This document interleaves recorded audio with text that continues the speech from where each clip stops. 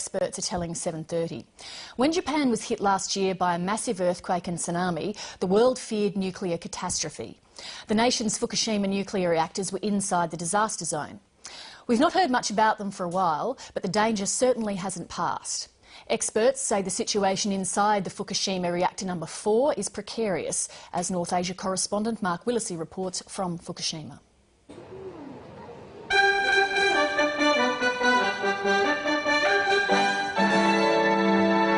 It's said fortune favours the brave. And after enduring an earthquake, a tsunami and a series of nuclear meltdowns, the people of Fukushima reckon they're due for some luck. For 13 months, this track was idle. Horses and people kept away because of the fear of radiation. But today, Fukushima is out for a flutter. So is this a sign that Fukushima's luck is turning? Possibly. But few here actually realise that a few kilometres to the east is the spent fuel pool at the Fukushima nuclear plant, containing enough nuclear fuel to spawn a catastrophe to dwarf Chernobyl. In the gloom of this pool are 1,331 highly radioactive spent nuclear fuel assemblies, each containing dozens of rods.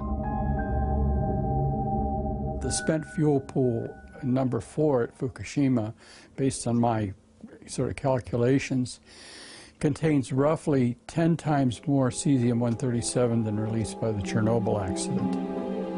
It's also clear from this footage that the pool is littered with debris from last year's disaster. The nuclear fuel in that pool is 2.5 times what's needed in a reactor core. It contains 5,000 times more cesium than was released by the Hiroshima bomb, and the pool is just hanging there. We don't know when it could collapse. This is where the pool sits, 5 stories above the ground next to the reactor. That is how things are supposed to look. This is how the reactor building looks now, after a hydrogen explosion blew it apart. The blast tore off the roof and caused a reinforced wall of the fuel pool to bulge by up to 3.5 centimetres. As for the hundreds of tonnes of spent fuel, until this month, its only protection from the elements was a white plastic sheet. Some nuclear experts warn Japan is literally playing with fire. If there's a crack in the pool and the water drains out, the fuel rods will be exposed. It will then be impossible to cool the fuel. So if an accident happens, 10 times more cesium than has already been released by the Fukushima meltdowns will go into the atmosphere. Depending on which way the wind is blowing, Tokyo could become uninhabitable. Hiroaki Koide is a senior nuclear reactor engineer at Japan's prestigious Kyoto University, and one of the experts raising the alarm. As soon as possible, those fuel rods should be removed.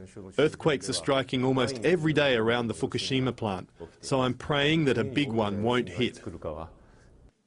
This warning is echoed by international nuclear safety experts, among them Robert Alvarez, a former advisor to the US Secretary of Energy.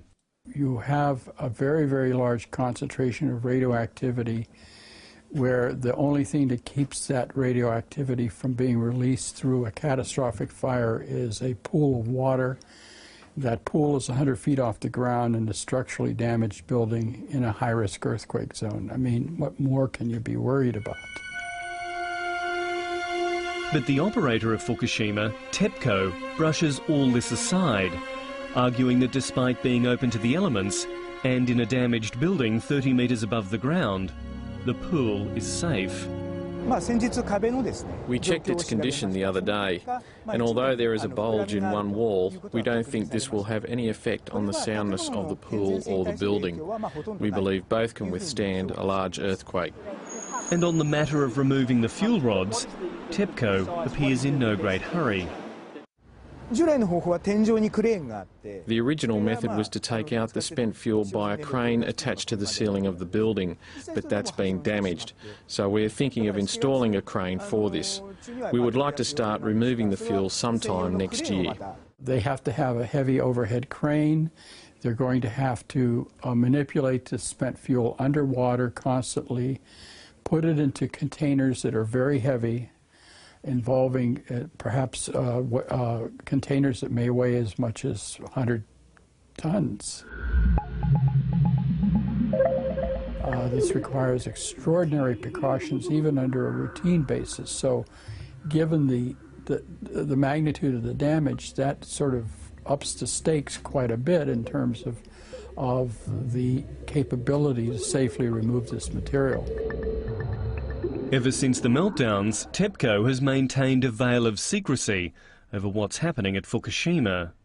But one man has managed to penetrate it. Tomohiko Suzuki is a rarity in Japanese journalism, a reporter prepared to put his health on the line to get to the truth. When I went undercover as a worker at the Fukushima plant, I wore protection gear. But over my sleeve I wore this watch, which has a secret camera inside. With his secret camera watch and other hidden devices, Suzuki recorded life inside the Fukushima plant. Working next to the Reactor 4 building, he was shocked by what he was told about the fuel pool 30 metres above him. I spoke to a worker who helped reinforce the Reactor 4 building. He said the spent fuel pool has vast amounts of heavy water in it and that the steel support frames were damaged. But he told me that the reinforcement of the pool was jerry-rigged, so if a typhoon or a tornado hits, it will be dangerous. Sound far-fetched? Well, just last month, a neighbouring prefecture to Fukushima was smashed by the most violent tornadoes recorded in Japanese history. I call it the sickness of Japan. First we hide, then we postpone, and then we assume no responsibility. Mitsuhei Murata is a former Japanese ambassador to Switzerland. He's brought his fears about the fuel pool to the attention of the United Nations Secretary-General, Ban Ki-moon. TEPCO and the government of Japan not only lacks the ability, but the intention. So in your opinion, if there was a problem with that fuel pool, it would be the end of Japan? Yes, and there is no one who denies that. We cannot sleep peacefully. So who should the people of Fukushima back? A collection of nuclear experts, journalists and concerned activists struggling to be heard? Or TEPCO with its history of cover-ups and incompetence? I do not believe TEPCO. I do not feel safe at all. Radiation levels are still high. TEPCO says the fuel pool can withstand the next big earthquake, but I can't believe this. That's why I'm so worried. Nothing like this has ever happened before, and we are sort of charting unknown waters here, and this is a problem that if such an event were to occur, it would be of an international dimension. Mark Willesee